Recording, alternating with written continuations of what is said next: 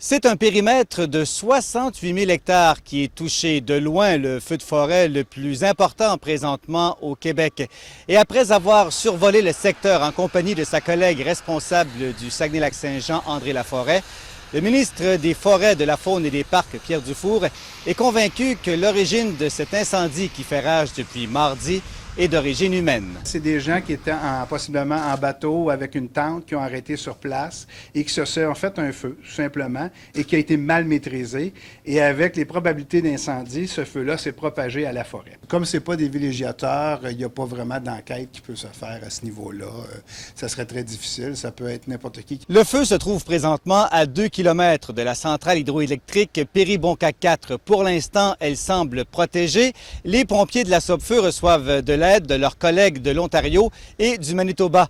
Mais on ne cache pas qu'au cours des prochains jours, de l'aide de Dame Nature serait également la bienvenue. Exemple, le secteur de Péribonka, comme on le disait, au niveau du barrage, aujourd'hui, le vent tirait vers le nord.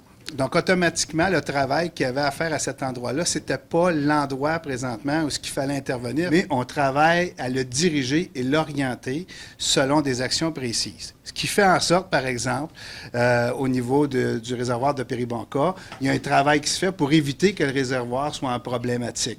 On se croise les doigts. C'est rare qu'on le dit au Saguenay-Lac-Saint-Jean, mais on souhaite avoir de la pluie très, très bientôt. Quelques millimètres de pluie et on pourrait avoir le contrôle de la situation. Et pour l'instant, le nombre de chalets qui auraient été détruits ou complètement rasés par l'incendie demeure inconnu.